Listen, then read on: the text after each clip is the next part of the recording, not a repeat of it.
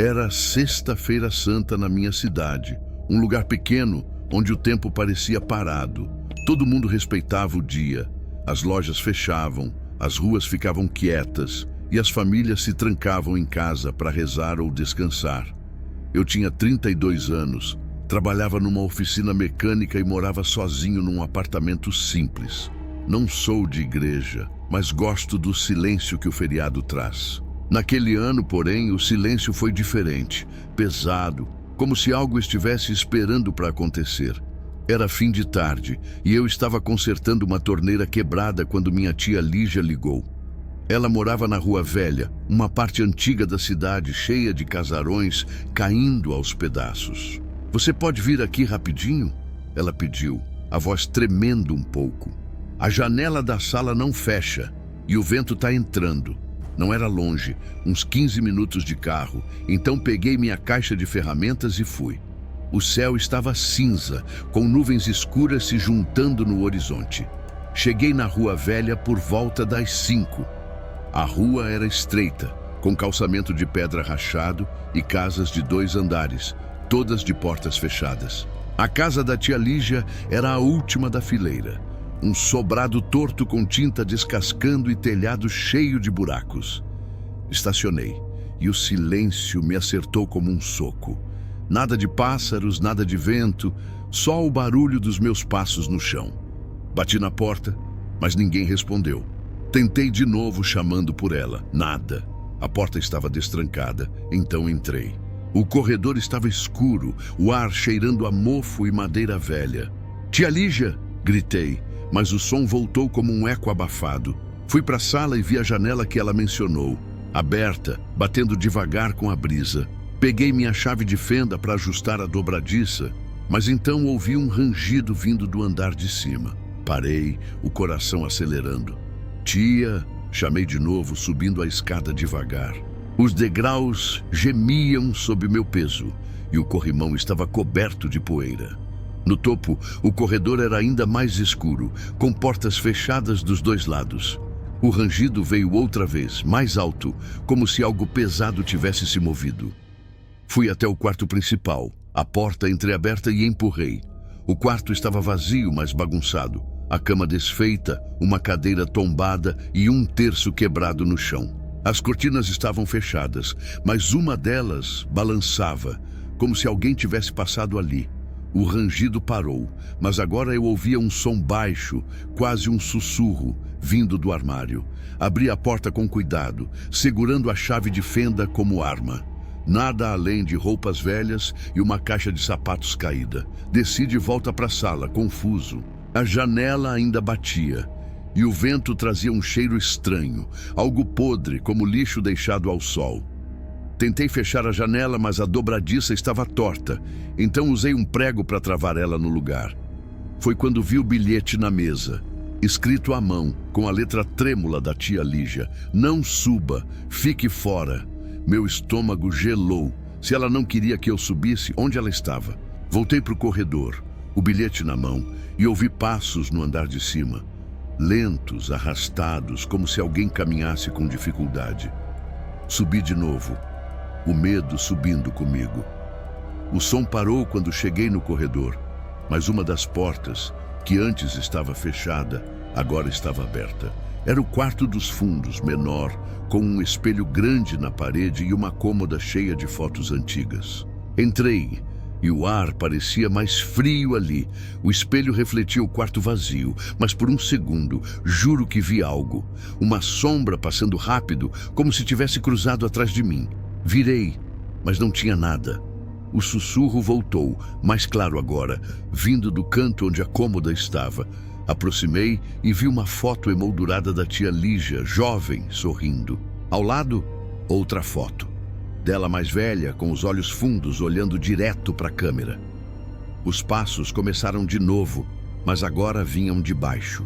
Desci correndo, a chave de fenda na mão, o coração na garganta. A sala estava como eu deixei, mas a janela estava aberta outra vez, o prego no chão. O bilhete tinha sumido. Ouvi um barulho na cozinha, um copo caindo, rolando no chão. Corri para lá e vi o armário aberto, um copo quebrado no chão e pegadas molhadas levando para a porta dos fundos.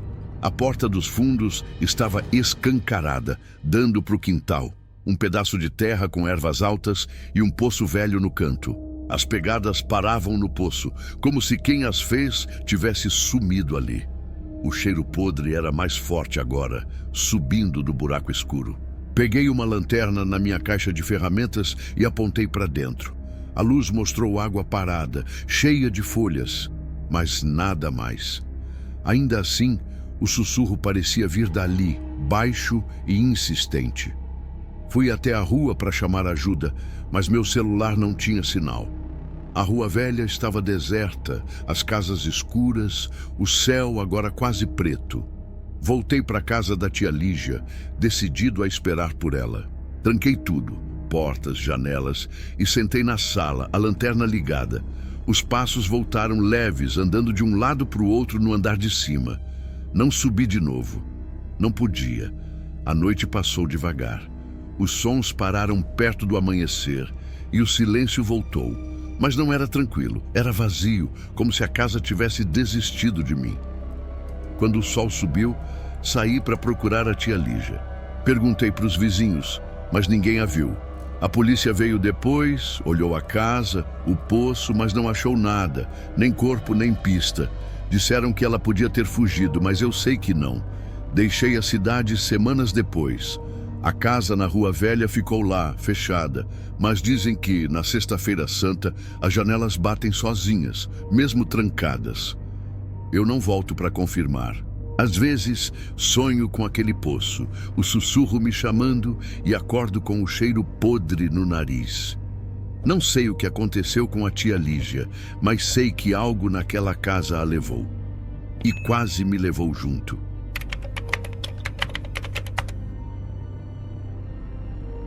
Era Sexta-feira Santa e o vilarejo de São Lázaro estava envolto em um silêncio que parecia vivo.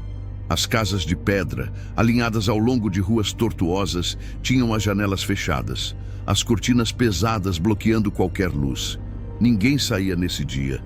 Era tradição. O único som vinha da igreja no topo da colina, onde o sino tocava 3 vezes ao meio-dia, marcando a hora da morte de Cristo. Eu cresci ouvindo esse sino, um som grave que reverberava nos ossos, mas naquela Sexta-feira Santa, algo estava errado. Eu tinha 28 anos, morava sozinho numa casa herdada da minha avó, na borda do vilarejo. Não era religioso, mas respeitava as tradições. Naquela manhã, fui até a igreja para ajudar o padre Tomás com os preparativos da vigília. Ele era um homem magro, de olhos fundos, que carregava uma Bíblia tão velha que as páginas pareciam se desfazer nas mãos. Cheguei lá por volta das 10, o céu cinzento prometendo chuva. O padre estava no altar, arrumando velas, e me pediu para subir ao campanário e verificar o sino. "Está rangendo demais", ele disse a voz rouca. "Quero que toque limpo hoje." Subi a escada estreita, o ar ficando mais frio a cada degrau. O campanário era um espaço apertado, com vigas de madeira cobertas de teias e um sino enorme pendurado no centro. Passei a mão no metal gelado, procurando rachaduras ou ferrugem. Tudo parecia normal. Desci e disse ao padre que estava tudo bem. Ele apenas assentiu, sem me olhar nos olhos. Voltei para casa, mas o dia parecia estranho. O silêncio do vilarejo, que sempre achei tranquilo, agora era sufocante. Não havia pássaros cantando, nem vento nas árvores. Sentei na varanda com uma xícara de café, esperando o meio-dia. Quando o relógio marcou 11h55, ouvi os passos do padre subindo a colina rumo à igreja. Ele sempre tocava o sino pessoalmente. Fiquei olhando, esperando o som. O meio-dia chegou e nada. Nenhum toque. O silêncio ficou ainda mais pesado, como se o ar tivesse engolido qualquer chance de som. Franzi a testa, confuso. Será que o padre tinha esquecido? Ou o sino tinha quebrado? Apesar do que eu vi, decidi voltar lá para ver o que estava acontecendo. Cheguei à igreja em 10 minutos, o coração acelerado sem motivo claro. A porta estava entreaberta, rangendo com a brisa que finalmente começava a soprar. Entrei chamando pelo Padre Tomás, mas só o eco respondeu. O altar estava como eu tinha deixado, as velas ainda apagadas. Subi ao campanário de novo, os degraus rangendo sob meu peso. Quando cheguei lá, o sino estava intacto, mas o padre não. Ele estava pendurado na corda do sino, o pescoço torcido num ângulo impossível, os olhos abertos e vidrados. A corda, que eu sabia ser forte o bastante para aguentar o peso do sino, estava enrolada no corpo dele como uma cobra. Não havia sinais de luta. Parecia que ele tinha subido ali e se enforcado. Mas por quê? Desci correndo, o pânico subindo pela garganta. Peguei o celular para chamar ajuda, mas não tinha sinal. O vilarejo inteiro parecia morto, nem uma alma nas ruas, nem um som além do meu próprio fôlego. Voltei para casa, trancando a porta, tentando entender o que tinha visto. Foi quando ouvi o primeiro toque. Era baixo, quase um sussurro, mas vinha do campanário. Um toque lento, grave, como se o sino tivesse acordado sozinho. Olhei pela janela. A colina estava vazia, a igreja escura contra o céu cinza. Outro toque, mais forte. E outro. Não eram três, como na tradição. Eles continuavam, um após o outro, num ritmo que parecia zombar do silêncio sagrado da Sexta-feira Santa. Corri para trancar as janelas, mas o som não parava. Ele entrava pelas paredes, pelo chão, pela minha cabeça. Cada toque trazia uma imagem, o padre pendurado, os olhos dele me encarando, a corda se movendo sozinha. Tentei gritar, mas minha voz não saía. O sino estava me chamando. O dia escureceu cedo, o céu ficando vermelho como sangue. Saí de casa sem escolha, atraído por aquele som que não parava. Subi a colina, o vento agora carregando um cheiro de enxofre. A igreja parecia diferente. As janelas, antes fechadas, estavam abertas, mas não mostravam o interior. Era só escuridão. Um vazio que engolia a luz. Entrei. O altar estava coberto de marcas, como se garras tivessem rasgado a madeira. O sino ainda tocava, mas não havia ninguém no campanário. Subi de novo, os degraus agora molhados com algo escuro e viscoso. Cheguei lá e vi o padre, ou o que restava dele. O corpo estava no chão, mas a cabeça ainda pendurada na corda. Os olhos me seguindo enquanto eu me aproximava. A boca dele se abriu e um som saiu, não uma voz, mas o mesmo toque grave do sino. Tropecei para trás, caindo nas escadas. Quando me levantei, o sino parou, mas o silêncio era pior. Ouvi passos atrás de mim, lentos e pesados. Virei e vi sombras se formando no corredor da igreja, figuras altas com membros tortos, carregando cruzes quebradas. Elas não falavam, mas eu sentia o peso dos olhos delas, como se me julgassem. Corri para fora, o vilarejo agora envolto em névoa. As casas estavam escuras, mas eu sabia que não estavam vazias. Rostos pálidos me encaravam pelas frestas das cortinas, bocas abertas em gritos mudos.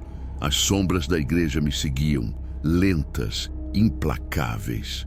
Não havia para onde fugir. O vilarejo era pequeno e a estrada para fora estava bloqueada por árvores caídas que eu juro que não estavam ali antes. Voltei para casa, barricando a porta com móveis. O silêncio voltou, mas eu sabia que elas estavam lá fora. À noite ouvi batidas leves na madeira, como unhas arranhando. Peguei uma faca na cozinha, rezando pela primeira vez em anos, pedindo para sobreviver até o amanhecer. Quando o sol nasceu, as batidas pararam. Saí, tremendo, e vi que o vilarejo estava deserto. As casas estavam vazias, os pertences intocados, como se todos tivessem sumido. Subi à igreja uma última vez. O sino estava quieto, o padre desaparecido, mas a corda ainda balançava, lenta, como se algo a tivesse soltado. Ninguém voltou para o vilarejo depois daquela Sexta-feira Santa. Eu me mudei para a cidade, mas o som do sino me segue. Ele toca nos meus sonhos, grave e insistente, me chamando o sino silencioso de volta para a colina. E às vezes, quando o silêncio fica pesado demais, eu juro que vejo sombras com cruzes quebradas na esquina do meu olho. A Sexta-feira Santa nunca mais foi a mesma para mim.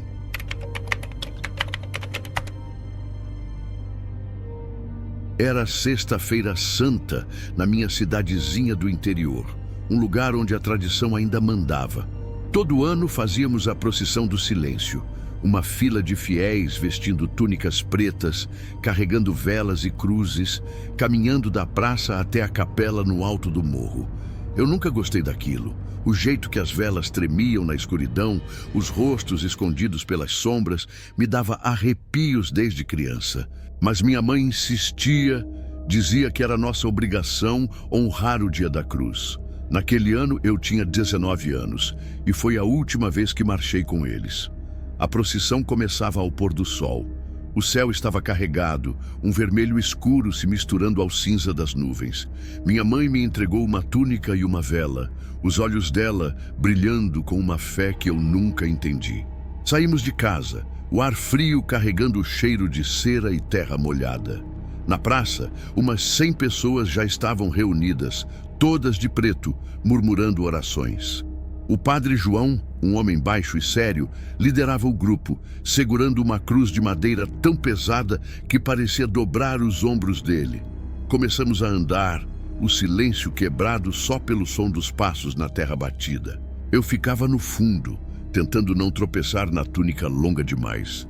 A capela ficava a uns 2 quilômetros, uma caminhada lenta que parecia eterna. Mas naquela noite, algo estava diferente. O ar parecia mais denso e o vermelho no céu não ia embora. Ficava mais forte, como se o sol estivesse sangrando. Uns 20 minutos depois, ouvi um sussurro atrás de mim. Virei, mas não tinha ninguém além da fila de túnicas pretas. Achei que fosse o vento, mas os sussurros continuaram, baixos como vozes se sobrepondo. Olhei para minha mãe, caminhando à minha frente, mas ela não parecia ouvir.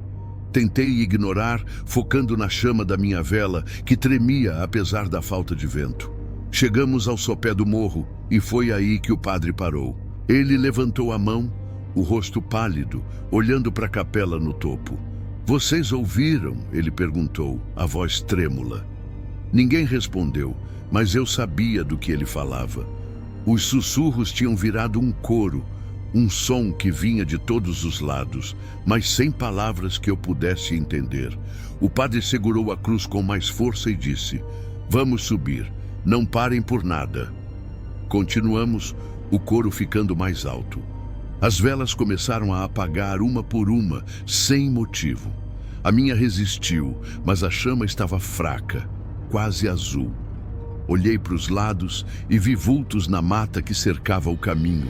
Sombras que se moviam rápido demais para serem humanas. Meu coração disparou, mas ninguém mais parecia notar. Minha mãe mantinha os olhos no chão, rezando baixinho. Quando chegamos à capela, o padre abriu a porta com mãos trêmulas. Entramos, o espaço pequeno lotado com o grupo. As paredes de pedra estavam úmidas, o altar coberto por um pano preto. O padre começou a rezar em voz alta, mas o coro lá fora não parava. Foi então que vi, pela janela, uma fila de figuras se aproximava do morro. Eram como nós, vestidas de túnicas pretas, segurando velas, mas algo estava errado. Elas não caminhavam, deslizavam, os pés não tocando o chão. "Padre!" gritei apontando. Ele olhou e ficou branco como cera. "Fechem as portas!" ele ordenou, mas já era tarde. O coro virou um grito e as figuras entraram, passando pelas paredes como fumaça. Não tinham rostos, só buracos onde os olhos deveriam estar, e bocas abertas que soltavam aquele som horrível. As velas apagaram de vez e a capela mergulhou na escuridão. Gritos explodiram ao meu redor. Tentei achar minha mãe, mas mãos geladas me agarraram, me puxando para o chão. Lutei, chutando o vazio, até que uma luz fraca voltou. O padre segurava um crucifixo, gritando palavras em latim. As figuras recuaram, mas não foram embora. Elas cercaram a capela, os sussurros agora uma promessa. "Vocês nos chamaram." Minha mãe estava no canto, os olhos arregalados, a túnica rasgada. Eles vieram por nós, ela sussurrou, como se soubesse de algo que eu não sabia. O padre caiu de joelhos, o crucifixo tremendo nas mãos. É a procissão das almas, ele disse. Os que morreram sem perdão. A Sexta-feira Santa os trouxe de volta. As figuras começaram a bater nas paredes, o som ecoando como trovões. O teto rangeu, poeira caindo sobre nós. Peguei a mão da minha mãe e corri para a porta dos fundos, o padre gritando para não sairmos, mas eu não ia ficar ali para morrer. Saímos para o morro, o ar cheio de névoa e cheiro de enxofre. As figuras nos seguiram, lentas, mas sempre mais perto. Corremos para casa, as ruas da cidade agora um labirinto de sombras. Trancamos a porta, mas as batidas começaram de novo, leves, insistentes. Minha mãe pegou um rosário e começou a rezar, lágrimas escorrendo pelo rosto. Eu sabia, ela disse. Todo ano eu sentia eles, mas dessa vez eles vieram por mim. Eu não entendia. Por quê? Perguntei, mas ela só balançou a cabeça. As batidas pararam ao amanhecer e o silêncio voltou. Saí para ver. A cidade estava vazia, os outros da procissão sumidos. Voltei para casa, mas minha mãe não estava mais lá. O rosário dela ficou no chão, quebrado. Fui embora da cidade naquele dia. Mas toda Sexta-feira Santa eu ouço os sussurros de novo. E às vezes na escuridão vejo uma figura de túnica preta, segurando uma vela apagada, parada na porta do meu quarto. Acho que ela ainda me procura. E eu sei que um dia ela vai me achar. Se gostou das histórias, deixe seu like, inscreva-se e comente qual você mais curtiu. Clique no vídeo na tela para continuar o terror. Até a próxima.